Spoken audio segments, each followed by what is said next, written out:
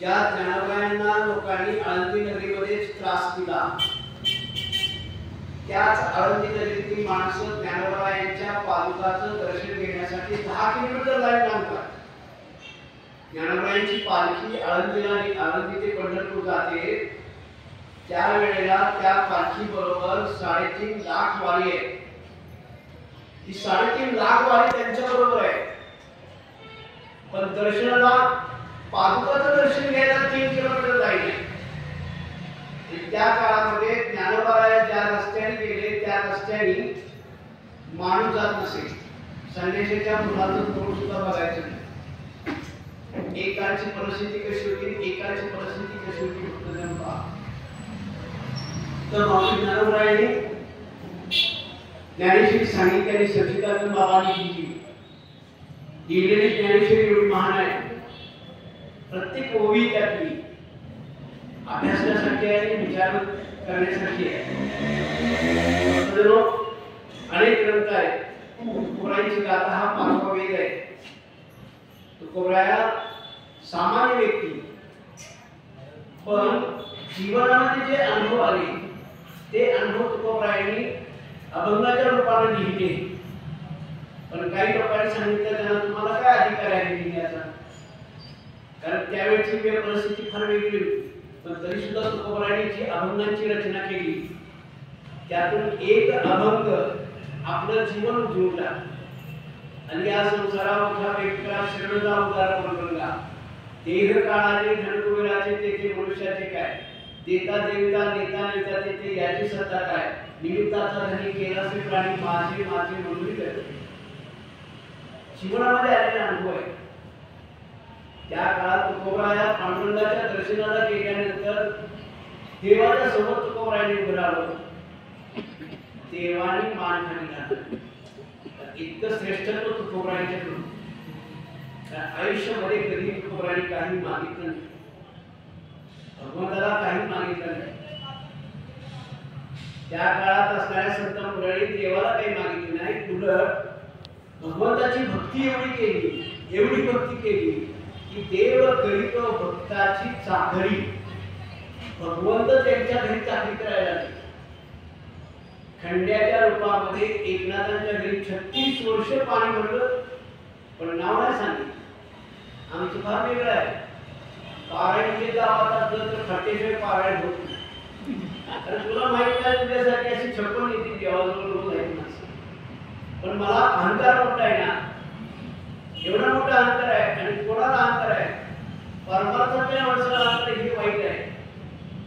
ज्यांनी जगाला ज्ञान सांगायचं, ज्यांनी सगळ्यांना बोलायचं, सगळा परमार्थ समजून सांगायचा, आणि त्यांनी पांघरून घेतलेल्या अहंकाराची चाल. फक्त त्यांना अहंकार असता का? मग तुम्ही ज्ञानेश्वरी काय वाचली, तुम्ही गीता काय वाचली, ग्रंथ काय वाचले, तर काय शिकला? आई भक्त माऊलीची कोवी 18व्या अध्यायात दया अहंपाच्या चित्तांना देऊन या शरणिका महोदधिका गागर द्याले. देवाला द्यायचं असेल तर काय द्या?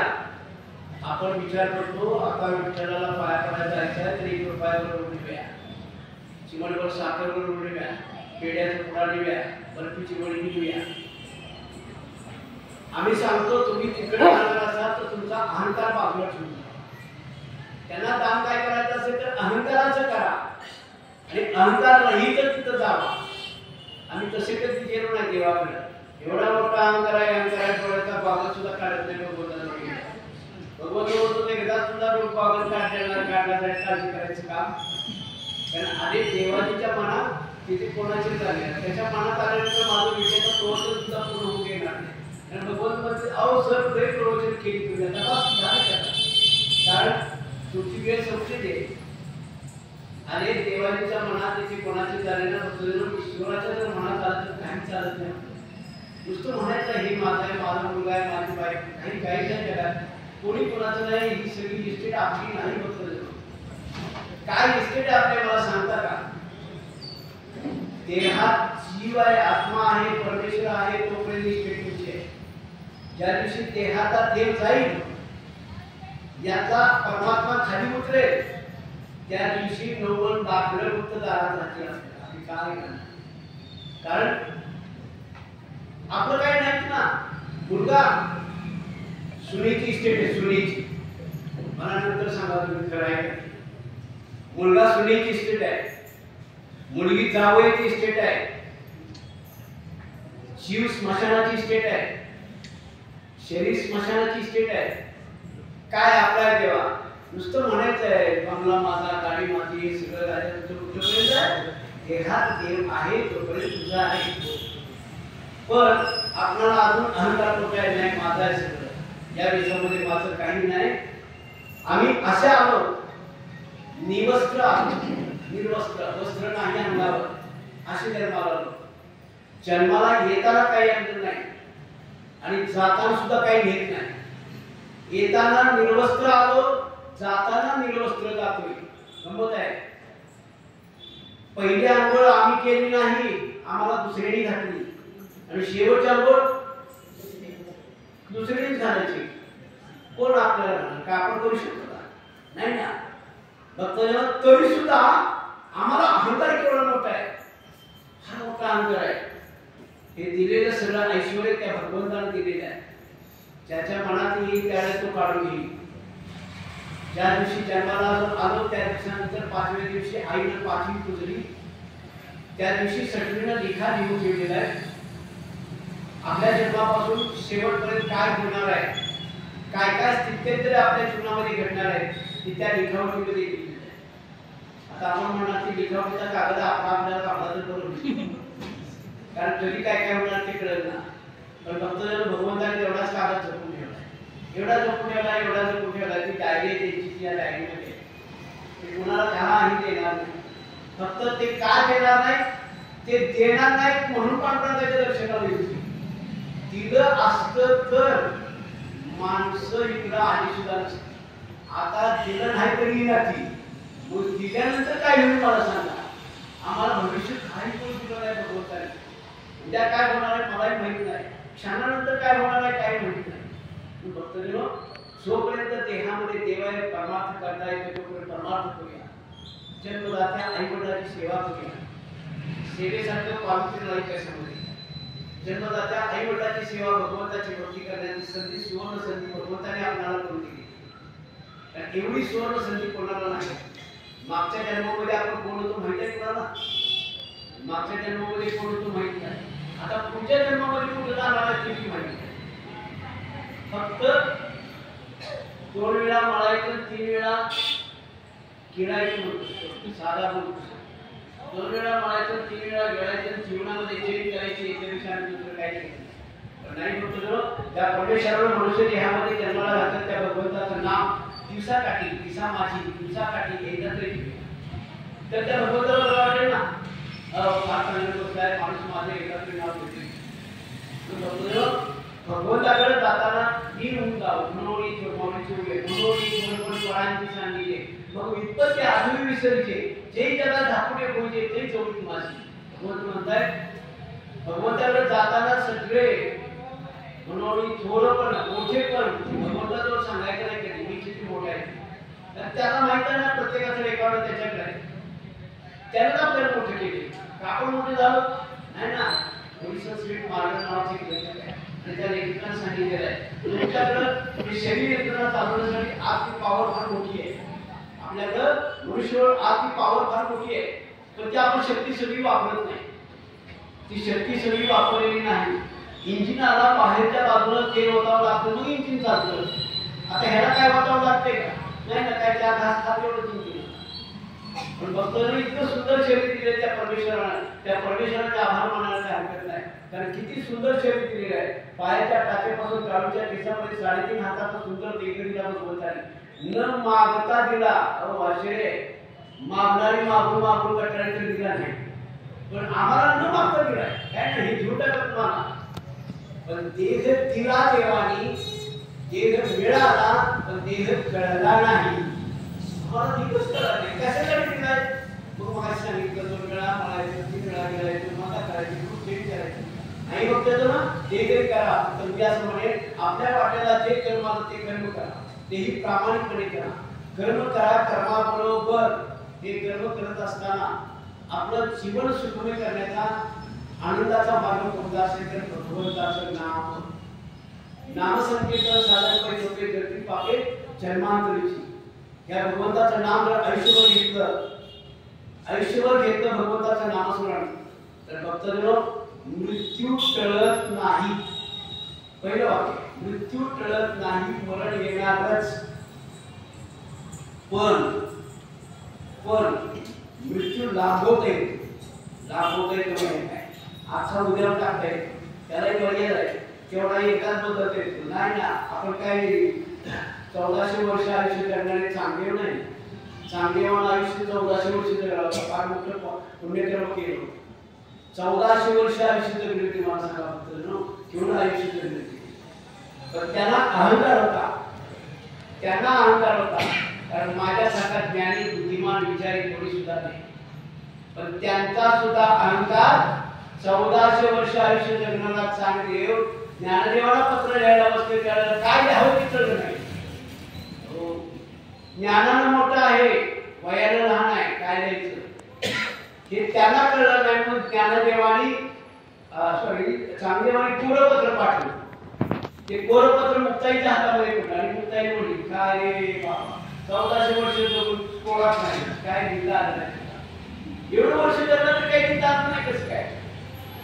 कारण त्याचं भक्तजनो कळलं पाहिजे ना, आयुष्य कळलं पाहिजे ना, आणि त्यापेक्षा अहंकार मोठा होता। आजच्या सेवेसाठी घेतली मूवी आहे माऊली ज्ञानोबांच्या ज्ञानेश्वरी, आणि सच्चिदानंद बाबांनी सांगितलेली ज्ञानेश्वरी मूवी आहे। नवल अहंकाराचे कोटी न लागे अज्ञाना पाठी, नवल अहंकाराचे कोटी न लागे अज्ञाना पाठी, सज्ञानाचे झोंबे कंठी नाना संकटी नाचवी। मूवीचा सरळ अर्थ असा आहे, नवल अहंकाराची गोटी, एक आश्चर्य आहे, अहंकाराची गोटी आहे ती कशी आहे? नवल अहंकाराची गोटी, अहंकार काय, अहंकाराची गंमतच आहे, अज्ञानी माणसाच्या पाठीमागे अहंकार कधी लागला? अज्ञानी माणसाला अहंकार नाही, पण अहंकार कोणाला तर ज्ञानी माणसाला, सज्ञानी माणसाला अहंकार आहे। मी एवढा शिकलोय, ज्ञानेश्वरी वाचणार, माझं शिक्षण माझ्या नावासमोर 4 गेले, हा अहंकार मनुष्य देहाला, तो अहंकार मनुष्य देहाला होता का? पण भक्तजन कधी काय या युगात काय घडलं काही सांगता येणार नाही, कारण हे युगच असं आहे। 4,32,000 वर्षाचं युग आहे, 8,64,000 वर्षाचं दुसरं युग आहे, ते 4,32,000 वर्षाने ते वाढत राहते। पूर्वीच्या युगामध्ये फार चांगलं, द्वापार युगामध्ये कुठं जंगलात जाऊन देवाची भक्ती करायला लागतो, द्वापार युगामध्ये पूजा अर्चा केली तर देवाची भक्ती होती आणि परमेश्वराची प्राप्ती होती। त्रेता युगामध्ये जंगलात जाऊन तपश्चर्या करायला लागतो, आता आपल्याला तसं काय नाही। आता कलियुगामध्ये केवळ परमेश्वराचं नाम घेतलं तरी सुद्धा मुखानं नाम हाताने टाळी, एवढं जरी केलं, भगवंताचं नामस्मरण केलं तरी तुम्हाला मोक्ष प्राप्ती मिळते, तरी तुम्हाला सुख समाधान आनंद मिळतो। आपल्या जीवनामध्ये आपल्याला काय पाहिजे? पैसा। आपण पैशाला देव मानला, रात्रंदिवस झटतो स्वामी, कोणासाठी? पैशासाठी। गमत आहे बघा, आम्ही खाली पैसे मोजतोय, आम्ही इतर खाली पैसे मोजतोय, आणि यमराज आमचे श्वास मोजतोय किती राहिले, आम्ही खाली पैसे मोजतोय किती झाले, का किती होते? 1 लाख, आज किती झाले? 1,12,000, लाखाचं 12,000 रुपयाला काय मिळालं? 1,12,000 झाले, हे खाली आम्ही पैसे मोजतोय, भगवंत तिकडं आमचे श्वास मोजतोय, सर तुमचे किती राहिले श्वास, किती दिवस राहिले, तो तिकडं मोजत असतो। भक्तजनो, आयुष्य मिळालेलंच आहे परमेश्वराच्या कृपेनं, भगवंताच्या कृपेनं, मनुष्य देहामध्ये जन्माला आलो, त्या परमेश्वराचे आभार मानतो आणि आभार कोणाचे मानतो. अर्धा कप जेव्हा सकाळी चहा दिला, तुकारामांना अर्धा कप चहा दिला, त्या तुकारामाचं दिवसभर नाव घेतो. तुकारामांना अर्धा कप चहा द्यायला त्याचं दिवसभर नाव घेतो. एखादा जन्मपत्र कापून लावला असं त्या माऊलीचं वर्षभर नाव घेतो. पण ज्या परमेश्वराने इतका सुंदर 3.5 हाताचा देह दिला त्या भगवंताचे एकदा सुद्धा नाव घे अशी काही मंडळी. आता तुम्ही सगळेजण दिवसभर नाव घेणारी माणसं आहात, पण मला असं वाटतं नेहमी आम्ही शाळेत शिकवतो त्यावेळेला आम्हाला अनुभव असा आहे, विचारून जाणाऱ्या पोराला शिक्षा, न विचारता जाणीवारून गेलेलं कोणी ते गावा गेलं कुणाचं. तसं तुम्ही प्रेझेंट आहात माझ्यासमोर, तुम्ही भक्तिवान आहात, परमेश्वराची भक्ती करताय, पण मी तुम्हाला सांगतोय की योग्य नाही खेळ पाहायला गेलं तर पण फक्त भगवंताची भक्ती करायची ती अंतःकरणात. देवाची या द्वारी उभाक्षणद्वारी एक सर्व देवाच्या दारात उभे राहा, पण अंतःकरणापासून भक्ती करा. देवाला काय आवडते तर ते अंतःकरणापासून केलेली भक्ती आवडते. देव करीतो भक्ताची चाकरी मी बोलतो मगाशी, भगवंत भक्ताची चाकरी करतो. देव चोखोबाच्या घरी आवडीनं फुलवली, देव पोराबाच्या घरी आवडीनं चिखल फुलवली, देव जनाबाईच्या घरी आवडीनं जळण गळली. किती कामं करावी मला सांगा. ही विटानगरी आपली भैरवनाथाच्या पुण्य पदस्पर्शाने पुरी झालेली आहे. या नगरीमध्ये भक्त अनेक ठिकाणी प्रवचन कीर्तन आपण, पण हे सगळं करत असताना भक्त भगवंताच्या नामस्मरणाशिवाय दुसरा पर्याय. कुठेही कीर्तनाला गेलो, कुठेही प्रवचनाला गेलो तर ते सगळे एक सांगा भगवंताचं नाम. अलीकडच्या युगामध्ये मनुष्य एकदम भगवंताच्या नामापासून दूर गेला, बाकी नाही कुठं दूर गेला तर भगवंताच्या नामापासून दूर गेला. एक दृष्टांत पूर्वीचा काळाचा जुना दृष्टांत आहे. भगवान श्रीकृष्ण आणि अर्जुन दोघांची फार जवळीक होती, अतिशय जवळीक होती. देवाशी एवढी गाठ असणं फार चांगलं, भगवंताशी मैत्री असावी, देवाशी असावी, उशिरा नाही लावायचं. त्यानं काय वय वाढवून मिळत नाही, पण भगवंताशी मैत्री असावी. फक्त त्यावेळेला त्या ठिकाणी अर्जुनाने विचारलं होतं गौरवांना, भावकीचं भांडून त्या काळापासून आम्हाला थोडीशी जमीन द्या का. त्यावेळेला गौरवाने सांगितलं, युद्ध केल्याशिवाय सुईच्या टोकावर बसेल एवढी जागा तुम्हाला आम्ही देणार. सुईच्या टोकावर जागा किती बसणार आहे बघा, ती लढाई असेल तर त्याला युद्ध करावं लागणार. अर्जुनानं म्हणलं तसं काय नाही, ते थोडीफार जागा द्या आम्हाला. नाही, अर्जुनानं नंबर केलं मागितलं, कारण तो देवाचा सखा होता ना. जे ते देवाचे सखे आहेत ते फार नम्र माणसं आहेत, फार विनम्र आहे, कारण त्यांच्याकडे निघत आहे. त्याला माऊली म्हटलं. माळ याचा अर्थ मातृत्वाने भरलेलं अंतःकरण, ऊ म्हणजे उदारतेनं भरलेलं अंतःकरण आणि दी म्हणजे दीनतेनं भरलेलं अंतःकरण. हे कोणाचं अंतःकरण? माऊली नावाच्या माऊलीचा. आणि मग तो असं असताना अर्जुनाने त्याला विचारलं, थोडी जागा नाही देणार. ठीक आहे म्हणजे आमची युद्धाची तयारी. अर्जुनाने सांगितलं आम्ही युद्ध करण्यासाठी तयार आहे. चालते म्हणजे काय युद्धाची तयारी. ही तशी बातमी कौरवांना कळली त्यावेळेला कौरव पहिल्यांदा गेले देवाकडे, कृष्णाकडे गेले आणि म्हणाले, देवा तुझ्याकडे असणारं सर्व सैन्य द्या आम्हाला, कारण आम्हाला युद्ध करायचं आहे. कोणाशी? पांडवाशी युद्ध करायचं आहे. देवाकडे असा नाही विचार केला, थोडं निमार्ग मागून ठेवूया, निमार्ग ह्याला निमार्ग त्यांना. देवाला विचार केला, आले त्याला कौरवांना 18 औक्षणी सैन्य दिलं. आता औक्षणी आकडा कसा राहायचा आपल्याला मास्टर असतो. 18 औक्षणी सैन्य दिलं, सर्व सैन्य दिलं. आता अर्जुन ज्याला मागायला गेले तर अर्जुनाने विचारलं, देवा काही सैन्य? देवाने सांगितलं संपूर्ण सुद्धा सगळं दिलं. मागायला गेल्यानंतर सुद्धा बघा गंमत कशी, कुठं बसावं ते कळावं लागतं. भगवंताच्या जवळ बसायचं पण कुठं बसावं? देव झोपी गेले होते त्यावेळेला त्यावेळी कौरव अगोदर गेले आणि देवाच्या उशाला जाऊन बसले. देव झोपी गेले, कौरव उशाला बसले. अर्जुन आला आणि अर्जुन पायावर बसला. माणूस जागा झाला उठून बसला तर पहिल्यांदा पोट दिसणार आहे, तर पायावर असणारा व्यक्ती. त्याला देवाने अर्जुनाला विचारलं, अर्जुना का आलास, काय काम आहे? तोपर्यंत कौरवाने सांगितलं, थांबा, आमचा नंबर पाहिजे, मी पाहिजे आलो, मी मागणार पाहिजे. देवाने सांगितलं तुम्ही मागा. कौरवाने मागितलं, तुमच्याकडे जेवढं सैन्य तेवढं द्या, आम्हाला पांडवाशी युद्ध करायचं. हे अर्जुन सगळं ऐकतोय. अर्जुन म्हणून मागवले काय हरकत नाही, काय फक्त पुन्हा सगळं सैन्य त्याला दिलं. त्यावेळेला देवाने विचारलं, अर्जुन काय पाहिजे, काय नाही तुमच्याला असेल ते काय, एखादं दुसरा शिपाई जरी असेल तरी द्यायचं. नाही म्हणजे माझ्याकडे शिपाई नाही राहिला, मी स्वतः एकटा राहिले, मी स्वतः एकटा राहिले. अर्जुनाने त्यावेळेला विचार केला, काय हरकत नाही, देवाला तरी बरोबर घेऊ. पण देवाने सांगितलं, अर्जुना मी एकटा राहिले, पण मी लढणार नाही, मी हातात शस्त्र घेणार नाही. आता त्या काळचा अर्जुन म्हणून तो होय मानला. आता जर एखादा अर्जुन असता तरी खालीला काढून घडलं भारी काकडं पिळा पाहिजे, तू काय लढणार नाही, मग आता आपला पराजय होणार आहे, मग याला घेऊन काय करायचं. पण अर्जुनानं पुन्हा विचार केला, देव ज्याच्या बाजूला आहे त्याचा पराजय कधी. मी असं नेहमी सांगतो, ज्याच्या घरात आई वडील आहेत त्याचा पराजय कधी. कारण आई वडील हे आपण आई वडिलांना सांभाळण्याचं काम आपलं आहे.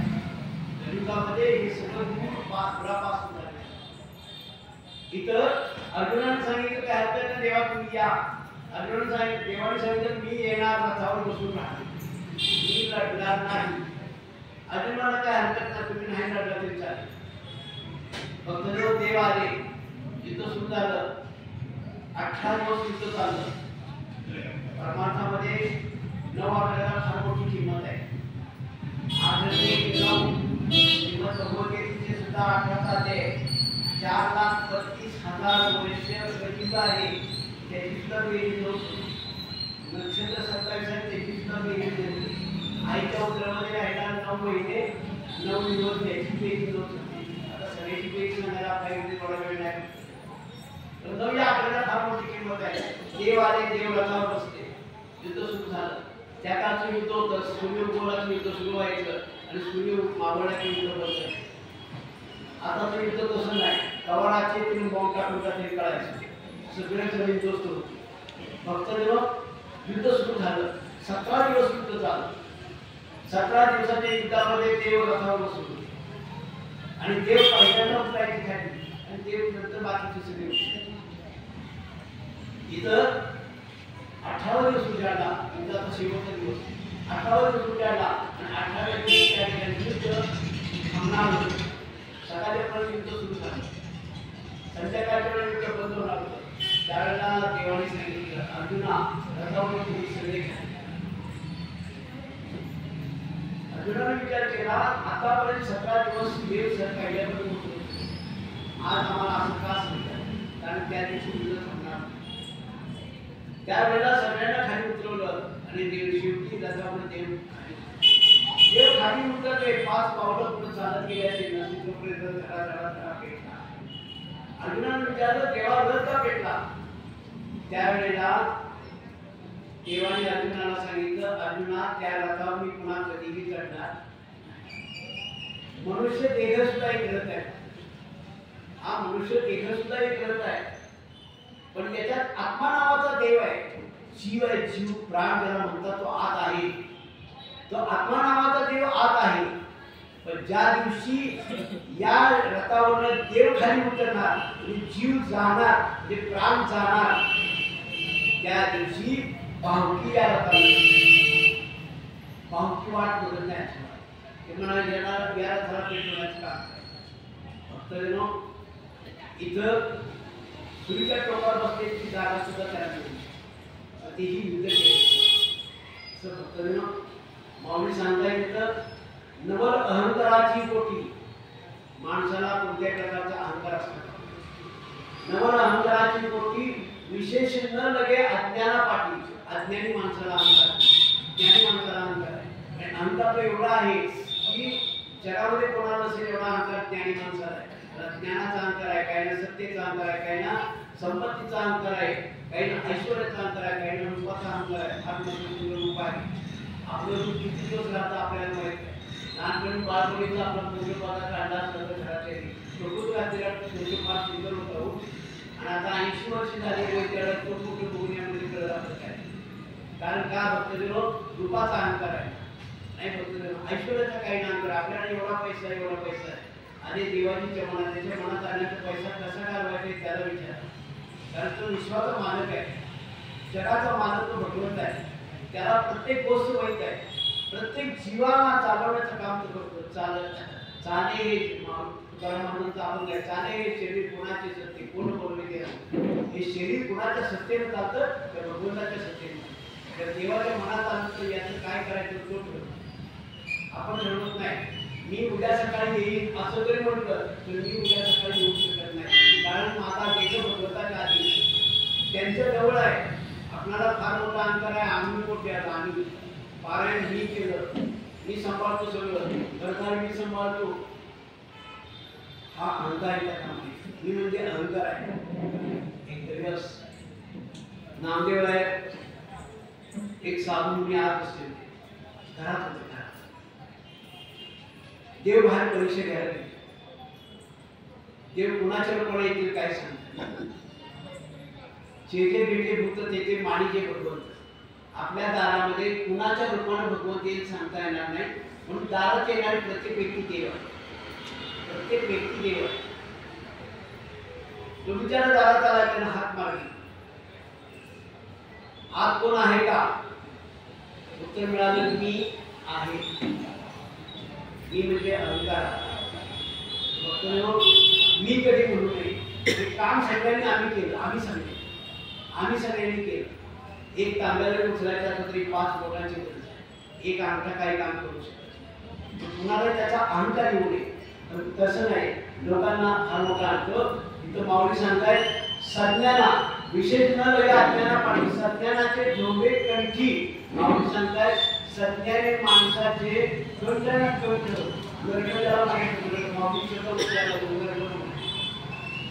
तर सज्ञानाचे झोंबे कंठी त्याच्या नरड्यावर बसते. नरड्यावर कोणाच्या सज्ञानी माणसाच्या ज्ञानी माणसाच्या. कोण तो अहंकार. म्हणून त्याला अहंकार येत्या कामाने. ज्ञानात संकटी नाचली. त्याला इतकी संकट देत असतो भगवंत. इतकी संकट देतो आणि त्याच्या आयुष्यामध्ये संकट असेल दुसरं काय परमेश्वराच्या अधीन राहूया. भगवंताच्या अधीन. त्या भगवंताची भक्ती मनापासून करूया. अंतःकरणापासून केलेली सेवा कधी वाया जात नाही. कोणती असेल परमेश्वराची असेल कोणाची असेल भगवंताची भक्ती केली वाया. एकदा अर्जुन आणि भगवान श्रीकृष्ण दोघे जण म्हणाले जंगलामध्ये जाऊया. अर्जुन आणि भगवान श्रीकृष्ण जंगलामध्ये फिरायला गेले. जंगलामध्ये फिरायला गेल्यानंतर कृष्णाने अर्जुनाला विचारलं अर्जुना मला तहान लागली जरा पाणी पाहिजे. अर्जुनाने सांगितलं बघतो तुला भेटेल का. अर्जुन त्या जंगलामध्ये इकडे तिकडे भाषण आहे. एका झाडाखाली एक साधू बसलेला होता. तो साधू झाडाची वाळची पानं खात. अर्जुन गेला तिथं. अर्जुनाने विचारलं वाळची पानं का खातो. हा माणूस वाळची पानं कशासाठी खाते त्याने विचारलं. त्याला तो म्हणाला की वाळची पानं खाण्यात काय. साधूच्या पुढे गेला. महाराज तुम्ही ही वाळची पानं का खाता. त्यावेळेला महाराजांनी सांगितलं हिरोपान तोडलं तर झाडाला दुःख होईल. हिरोपान तोडलं तर झाडाला दुःख होईल. झाडाला त्रास होईल. म्हणून मी हिरोपान देतो. ठीक आहे म्हणजे काय हरकत नाही. एवढा विचार केला अर्जुनाने. अर्जुनाने विचार केला हा महाराज फार मोठा आहे. अर्जुन पुढे चालला तोपर्यंत त्यांनी मागवून बघितलं तर त्या महाराजांच्या शेजारी तलवार होती. अर्जुन मागवून बोलतोय महाराज तुमच्या शेजारी तलवार कशी. त्या साधून सांगितलं माझे 3 शत्रू आहेत. तुझे कोण शत्रू आहे तुझे. त्या शत्रूला मारण्यासाठी तलवार आहे. कोण शत्रू आहे. पहिला शत्रू सांगू कोण. भृगुऋषी हा माझा शत्रू आहे.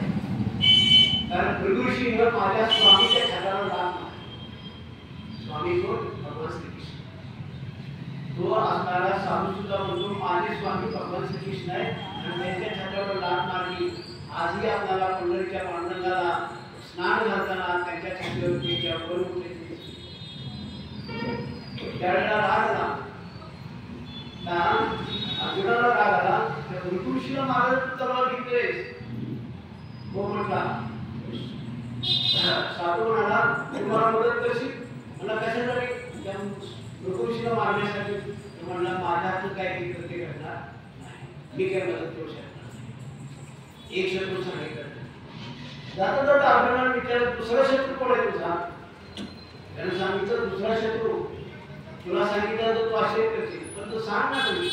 मला दुसरा शत्रू द्रौपदी. अरे द्रौपदी त्या विचारलं काय केलं? तू घोडं मारले नाही म्हणला. घोडं मारले मारले काय झाले काय सांग.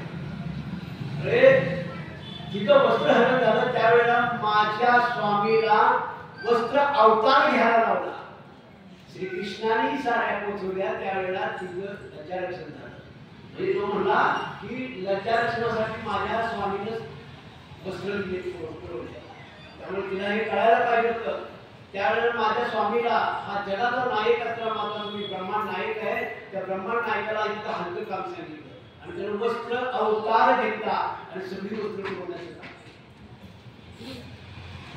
म्हणला तिला मला मारायचं आहे, तुम्हाला मदत करशील? अर्जुन म्हणला मी काय मदत करू शकणार, मी कसं काय मदत नाही म्हणलं मी मदत करू शकणार नाही. ठीक आहे म्हणलं काय हरकत नाही. आता मला तिसरा कोण तुझा शत्रू आहे तेवढा सांग. ठीक आहे मला तिसरा शत्रू सांगितलं. अरे तिसरा शत्रू मला म्हणणार माझ्या स्वामीला त्या अर्जुनानं गोळी धुया लावली. कृष्णाला गोळी धुण्याचं काम लावलं होतं. कृष्ण गोळी धुत होता हे त्या स्वामीला स्वामीला माहित होतं. ठीक आहे म्हणजे काय हरकत नाही. तो साधू म्हणला माझ्या स्वामीनं गोळी धुण्याचं काम केलेलं आहे. हे काम कोणी लावले? अर्जुनाला लावले. अर्जुन हा माझा शत्रू आहे, मला त्याला मारायचा आहे. तुम्हाला मदत करशील का? आता मदत कशी? आता स्वतः अर्जुन ठीक आहे. अर्जुन म्हणला मी तुला मदत करू शकत नाही एवढंच बोलला आणि अर्जुनाने तिथून पळत आला. अर्जुन पळत पळत आला भगवान श्रीकृष्णाच्या जवळ आणि देवांच्या जवळ आल्यानंतर देवाला सांगितलं बोलता जेवढं सोडून जवळ का ते महाराज एवढा ते हातात आहे. मग असू दे तू का काळजी करतो नाही म्हणजे आपण काळजी करायचं काही काम नाही. तर तेव्हा माझं नाव घेतलं. देवाला असे वाटलं तुझं नाव घेण्याचं कारण काय असतं? भगवंताने देवाला असे वाटलं की तुझं नाव घेण्याचं कारण काय? तर म्हणा सगळ्या प्रश्न मी त्याचे ऐकले त्यामुळे म्हणतात. ते म्हणजे बरोबर आहे त्याचं. तू काय स्वामी आहे का? जे तो आहे तो साधू नाही आहे. कोण आहे? प्रत्यक्ष भगवान श्रीकृष्णच आहे. प्रत्यक्ष भगवान श्रीकृष्ण आहे. ते ओळखता नाही. आमच्या दारामध्ये भगवत येतो पण आम्हाला भगवत कळत नाही. कारण आमचं घरदार प्रपंच कोणाच्या तरी पुण्याने चालू आहे. आमचं घर कोणाच्या तरी पुण्याने चालू आहे. आपण म्हणतो ना आजीची पुण्य आहे म्हणून आमचं घर चालू. आजोबाची पुण्य आहे, कोणाची तरी पुण्य आहे. मला सांगा फक्त जेव्हा रावण आपल्या सगळ्यांच्या दृष्टीने रावण बघितला तर आपण एका दृष्टीने पाहतो रावणाला एक रावण दुष्ट होता.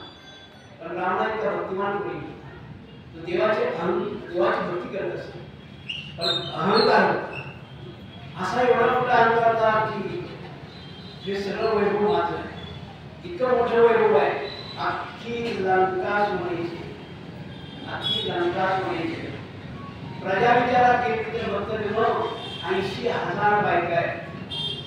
80,000 बायका, 1 लाख लेकर आहे, 1.25 लाख नागपूर आहे. सगळा हिशेब केला तर 4,30,000 एवढी मोठी माणसं. त्याच्यानं दादावर नाव लिहायला तुला रागावं नाही. एवढं मोठं काय एवढा मोठा असताना रावण तर त्याला अहंकार होता. देवाची भक्ती तो महादेवाची भक्ती करत असे, शंकराची भक्ती करत असे. त्याची आई सुद्धा शंकराची भक्ती करत होती. आई शंकराची पिंड नव्हती म्हणून ती वाळूची पिंड करत असे आणि वाळूच्या पिंडीची पूजा करत असे. तर त्यावेळेला त्या ठिकाणी एकदा रावणानं पाहिलं होतं आई तू या वाळूच्या पिंडीची पूजा का करतेस? मी तुला शंकराची खरी पिंड आणून देतो. जप केलं आणि 12 वर्षाच्या तपानंतर शंकर प्रसन्न झाले आणि देवाने विचारलं तुला काय पाहिजे ते सांग. त्यानं सांगितलं तुमची खरी पिंड मला द्या. आता ती देवाने द्यायला नाही पाहिजे पण शंकर कसा उघडा. रावण मागायला आल्यामुळे सांगितलं तुला पिंड दिली तू काळजी करू. पण एक अट आहे पिंड कुठेही टेकवायची नाही हे मात्र जमलं पाहिजे ना. आता हे न जमण्यासाठी शंकराचा मुलगा गणपती याला प्रयत्न केले.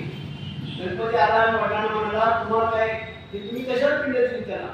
आता तो पिंड घेऊन जाणार आपली नाही म्हणते मी त्याच्यासाठी येणार होतो. ठीक आहे देवाने शंकराने सांगितलं पिंड कुठे ठेवायची. रावणानं पिंड घेतली खांद्यावर. रावण पिंड घेऊन चालले. वाटेत जाता जाता पिंडीचं ओझं झालं आणि त्याला लघुशेक केलं जायचं.